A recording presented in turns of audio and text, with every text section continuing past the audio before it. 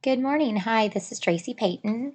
Today's webinar is on Embroidme Vision, and we're going to be covering the WIP or the sales order. So today we'll be talking about how you create a new project and how you create a sales order or work in progress, and how you can customize or edit the product, the cost, the sale, and add decoration, as well as email that to your customer or print it and give it to your customer. So that's what we'll be talking about today in this webinar. If you have any questions after the webinar, we can address those, or you can contact support@tradeonly.com. So we're going to go ahead and get started here. What you should see is the Embroidme Vision dashboard, and our system is divided into several different areas. One being up here under products would be having to do with product research. So anytime you're looking for products, we have a webinar on product research, so I ask that you attend that. But anytime you're sourcing products to provide to a customer, either in a quote or on a sales order, this is the area in which you could search for various products. We're going to spend our time here under projects today. And projects has anything to do with the POS system, anything to do with managing an order.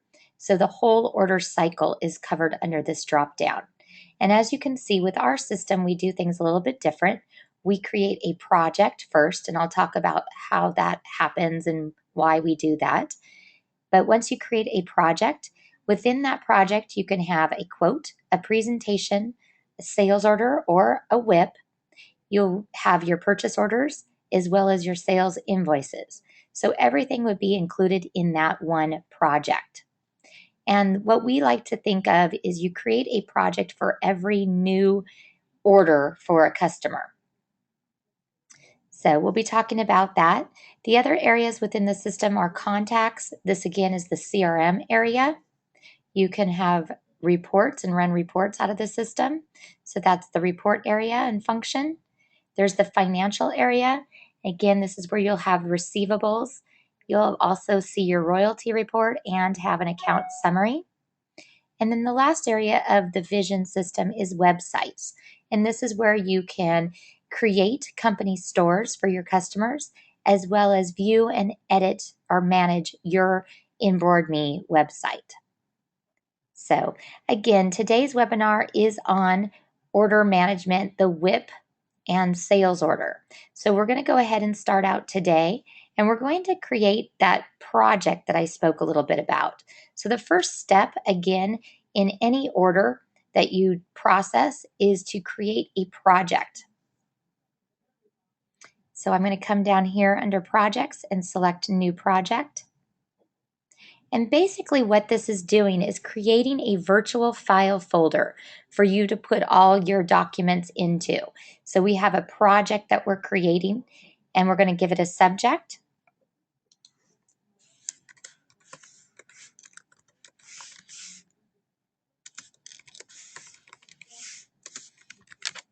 Okay, and then we're going to give it a status. And then right now it's at the new project level, and that's just fine. We're going to leave it there.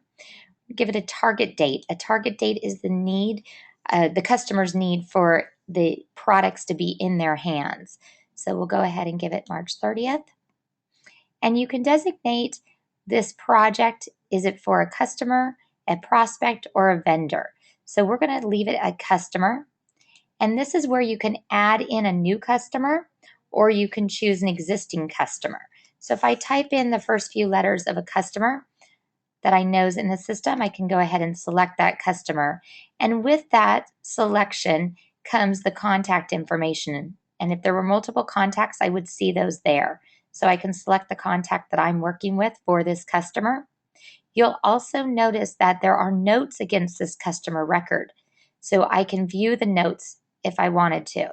So right here it just says they have fundraising every July.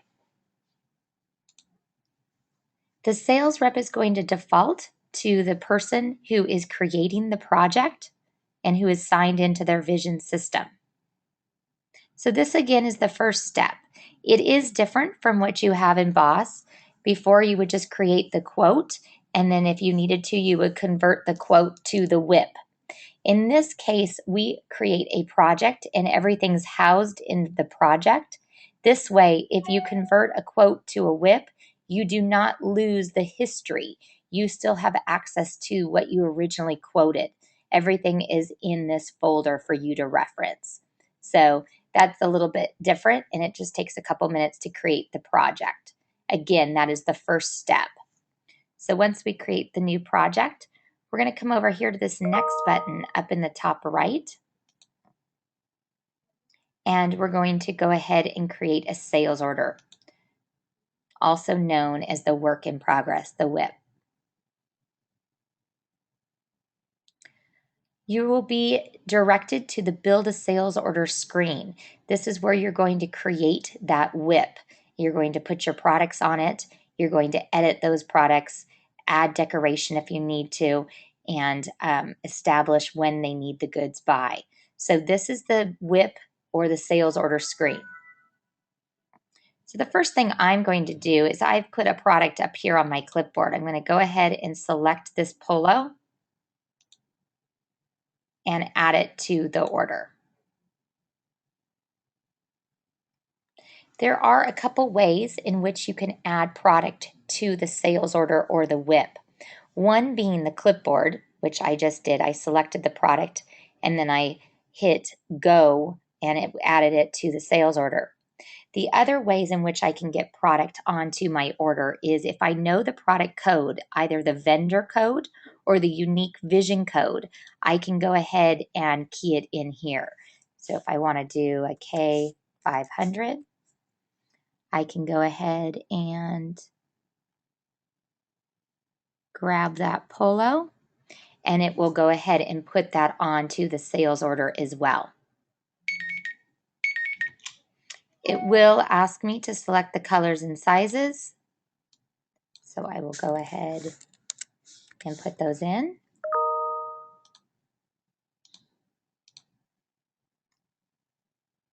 So I've added in this polo, and I also added the other polo from the clipboard. So those are two ways of which you can get product onto your sales order or your WIP. The other being you can come up here and add product. And this is adding a unique product that's not in the database. So the first thing you want to do here is make sure that the vendor or supplier is in your vendor and supplier database. And then what you would do is add in this product. And you could just type in the product code, the quantity, the sale, and the cost price. And you could put a description as well as an image if you like. So you could add, this is equivalent to the quick product ad that you have in Boss. However, once you add it to the sales order and you fill this out, it will be held in your product database for you to use for other orders. And then the last way in which you can add product is you can come over here to find product and you could do a search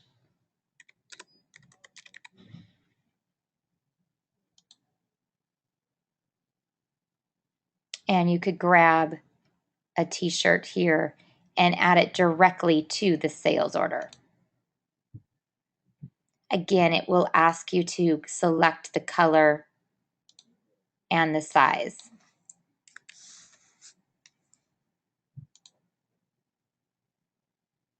So those are the 4 ways in which you can get product onto your sales order. One being from the clipboard, adding products to your clipboard and selecting those. 2 being the add a product, a unique product into your database, like the quick product to add. 3, find a product. Or 4, go ahead and just key in the product code, either the supplier code or the unique vision code. So we've went ahead here and we've got a few products on our sales order or our WIP. The next thing I'd like to do is notice over here to the far left, top left, you have the project information that we created. And then to the right, you're going to have the sales order information. So you have your sales order number. You also have a place to put a customer purchase order number if you have that, or your job box number, which I would believe is a nice required field so you can keep track of the items and what job box they go to. So this job box will just say is job box 20. We will also establish a due date. This again is the date in which the customer needs the products by. And something different from what you have within Boss, it defaults in Boss to when it's scheduled for production.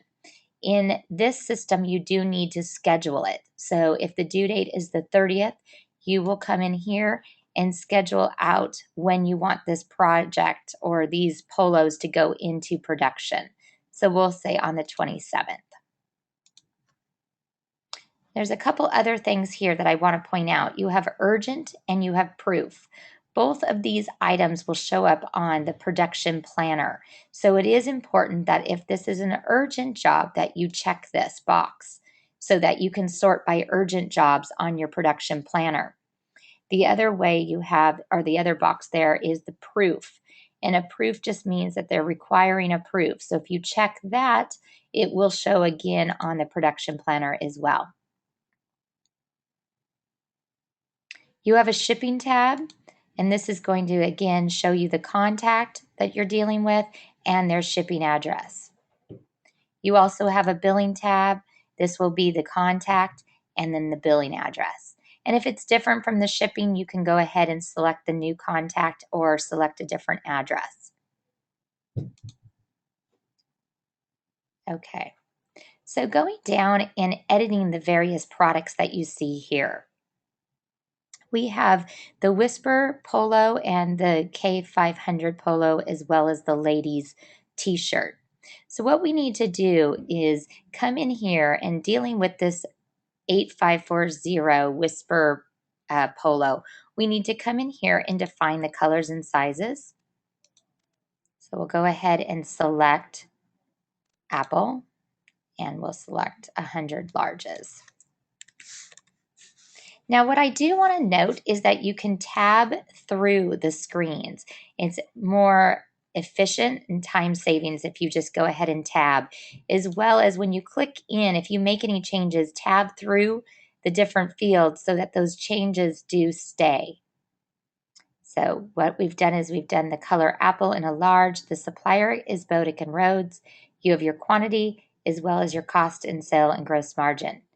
You can come in here and change your cost price just by clicking in there and highlighting it. When you do change that, tab over to the sales price so that it does save. And if we wanted to just change the gross margin, we could do that as well. So if I key in 70, I'm going to tab, and then that will go ahead and put in that new sale price based on a gross margin of 70%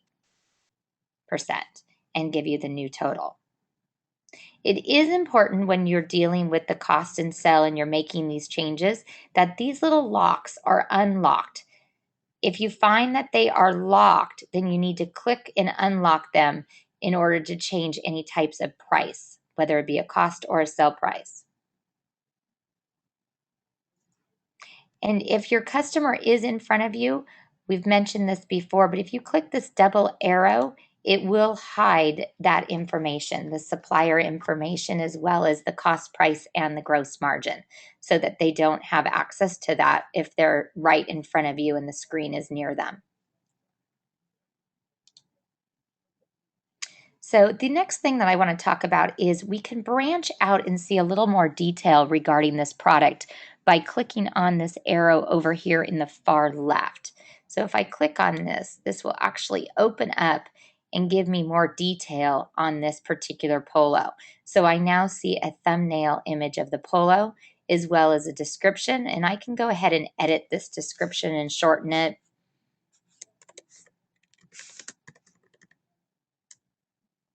And I also have some other tools here. Depending upon the supplier, we have real live inventory for some of the suppliers. So that just means we have a live data feed into our system. So in this case, the supplier of this polo is Bodick and Rhodes, and they provide us live inventory. So we can actually see the inventory by clicking on the Show Inventory link and selecting the color, and it will show the inventory in the locations and the sizes that it's available.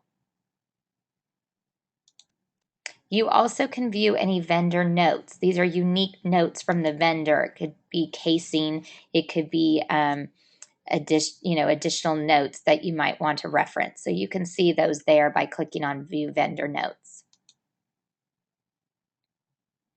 Another nice thing about the system is if you are in the sales order and you want to check and verify pricing, you can come in and you can open multiple tabs across the top. So either I'm in the sales order, but without leaving the sales order, I could go in and I could click on the supplier. I could put Bodick and Rhodes in here. Access the general information on this vendor and click on their website link. And this would allow me to double check the information that's on their website. So I could key in the style number and I could check that information. And I can also come back to the sales order and have this open as well. So that is a unique feature that we have. So you can have multiple tabs open, allowing you to do multiple things. If you needed to receive payment, you could do that as well. Maybe you had another customer in front of you wanting to pay. So back to this sales order, we can go ahead and you can put your imprint details here. So if you had some embroidery or screen, you could put in here. So we could just do left, front, chest, and we could put in the imprint colors as well. Now these boxes over here, again, are going to pertain to your production planner. So if it's being fulfilled outside, such as maybe a contractor that you're dealing with for screen, you could check the outside fulfillment box. If it's having to do with caps, maybe you need to switch the machine over to do your caps. So you'll want to check this caps box, and that will again flag it on the production planner. So in order to save the information that we just have done when we branched out, we're going to go ahead and click back in on this arrow.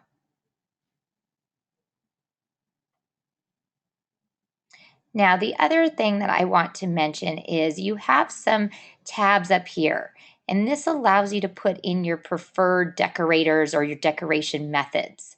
So you're going to have some of these pre-populated for you when you get your Embroidme Vision system. And if I go ahead and I select one of these here, it will add that embroidery and that setup or digitization cost in here. So we're going to go ahead and delete one of these. You can also delete products off by clicking on the X, and I'm going to re-add that embroidery.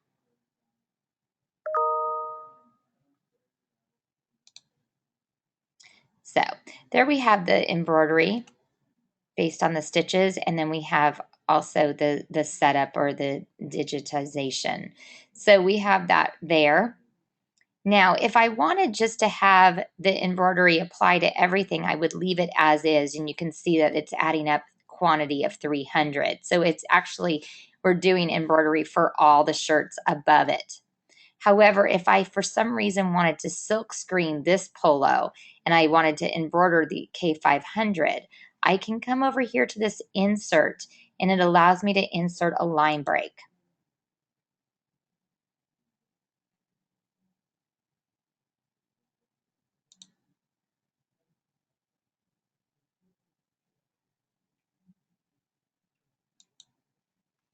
I'm going to be patient, or it's going to add a few line breaks here.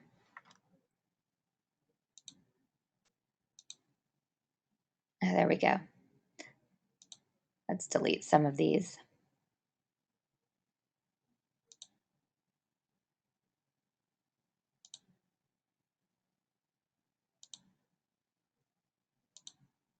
So you would really just insert one line break, but I clicked it several times because it wasn't going fast enough. So I have my separator line. I'm going to click and I'm going to drag it up under this polo. So now what that's doing is it's changing that to 200 that are being embroidered, the Sanmar ones. So if I wanted to add screen to this polo, I can come up here, find my screen printer, select the location and the amount of colors, and it will add the screen to the bottom of the sales order. And that's okay because we're going to drag this up and put it above that separator line. And we're going to do this with the setup too. Oops, click on this arrow and we're going to drag it up here. It looks like the setup we need to give a cost because it wasn't in the decoration method. So we'll go ahead and give it a cost of 20. Tab through and let's do a 40. So there we go. So we did a 40% gross margin markup on that setup. Okay, so you've got your screen print, you've got your setup, and then you've got your polos and they're being embroidered. So you can use that separator line, which is right here. It's a line break. The other things that you have available to you is a text line, so you could add text, and a duplicate item line. So it will make you select the item that you want to duplicate, and then you can duplicate that item onto your sales order. You also have this additional cost tab. So if you want to add in a setup of your own or a special decoration, maybe there's an embellishment that you want to put in there. You can also add a shipping charge. If you click on that, it will add a shipping line for you and you can put in a shipping price. It's a one-off quantity, and then you could put in the shipping charge if you needed to. And again, anytime you want to delete something off your sales order, you can go ahead and click on this red X and that will take it off. Now you also have the ability to amortize the price of the screen print or the embroidery, and you can do that by just checking in this roll up price box, and that will roll up the price into the cell of the item. So you can do that. And if you didn't want to, you could choose to break it out. So it's up to you. In this case, we rolled it up. In this case, it's left broken out. Now, the last thing that you're able to do is you're able to take a deposit. It's going to tell you the recommended deposit at 50%. And in order to take a deposit on your sales order or your WIP, you can come up here to this next button and it will allow you to apply deposit. Oh, we'll go back into the sales order here. What it's done here is I accidentally clicked save and close, but what you would see here now is here's that project that we created, and you can see that we did a sales order and we have these two items on the sales order. So it's automatically going to save that. And as I mentioned earlier, if I had a quote, I could reference my quote.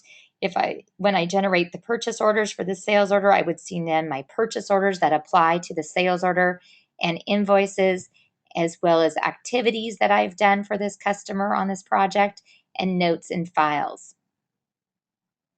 Activities being any activities on the calendar. I could put a date, a time, an action, and so whether that's a phone call or meeting, I can add those in. I can add an activity here, and that puts an activity onto that particular project so you can see the history of what you're doing.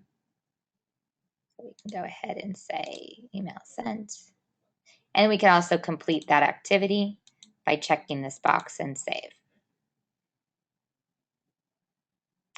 We can also add notes and files to a customer record or a project. So any additional art files, stitch files, you can put those in here. Simply add the document, select the file, upload that type of file, select the type, and then hit save. And that will save any files to this particular project. Ultimately, all projects roll up into the customer record. So any files that you put on a project, you have access through the customer record and you can reference any of those files. So we're going to go back to that sales order that I was mentioning and we'll go grab it. So we'll edit the document. And typically you wouldn't come out of the sales order screen. I just hit save and close by accident. But we'd come back up here to this next button and you could apply deposit. And this is going to let you take the deposit. So it's telling you that you're taking a deposit of 391776. That's fine. You're going to have to select the date that it's paid, the method, and then you can go ahead and post that payment. And if you scroll down here, you can see that we've taken a payment and what amount that payment was in. And then you have your balance due here as well.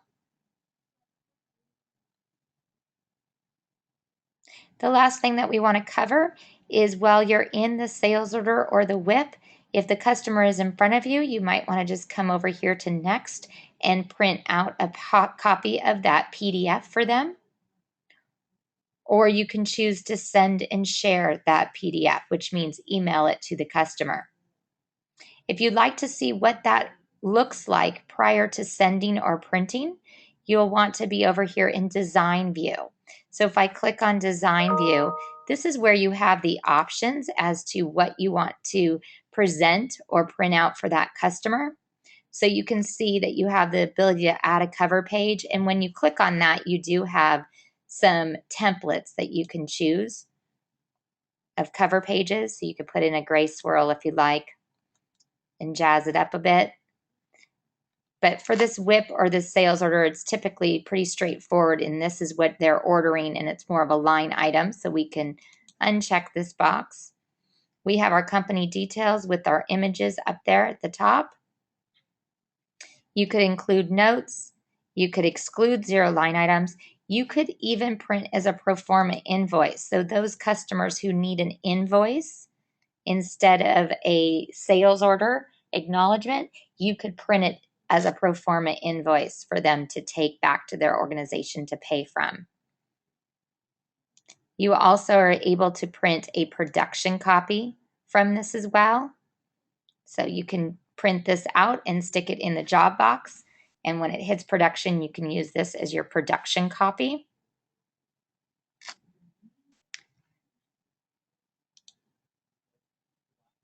So you have a couple different ways in which to present this. Now on this is the table view, and you'll see that it's adding it more of just a line item with the code. Again, this is the unique product code, so the customer can't really do anything and shop this code around. It's unique to your vision system. But you have the description, the details, quantities, and your price. If you want to come over here to detailed view, this is going to provide a little bit more information on that sales order or that WIP. And as you can see here, it branches it out so you can see a product image, some more information regarding the description.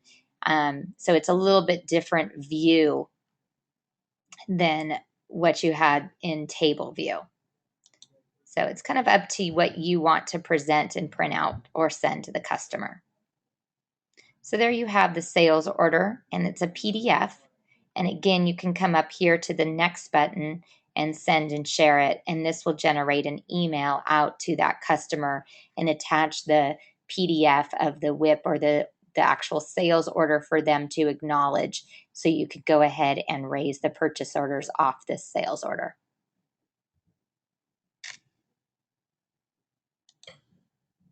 And then you can go ahead and close the project out. And this again will take you back to the project overview. And there's a couple things as you start to move through this project and you generate your purchase orders and your invoices, you have this analyze project. So you can actually see how you're doing with this particular project. So if I come in here and I want to analyze this project, I can start to see what my sales order is, what's my expected profit. So it gives you a little bit of a breakdown as to what you plan on making or what is the expected profit and cost and sell price of this particular project. And again, we've only done a sales order, but once you get the purchase order pricing in here as well as the invoicing, it will start to definitely fill out for you.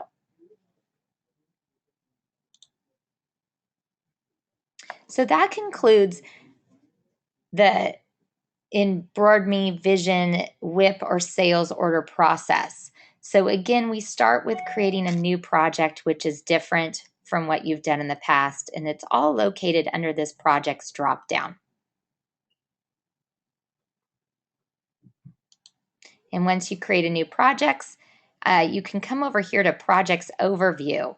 And this is going to show you all the projects that you've created. So this is your database of projects. And then you can click into this project number to open up that particular project.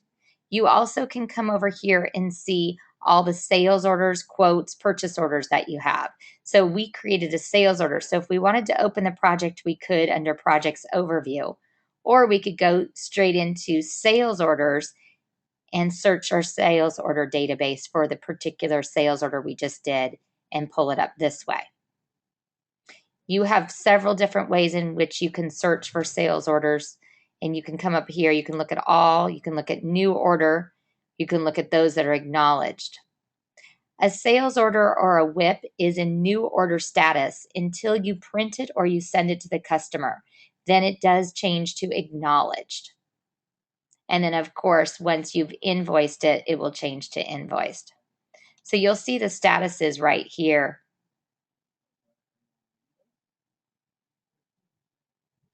So I will go back to the home. Thank you very much for attending this webinar. Hopefully it gives you a little bit of understanding around the Embroidme Vision system and how the work in progress, the WIP/sales orders, are created and communicated to your customers. Thank you very much. And if you have any questions, please call support@tradeonly.com.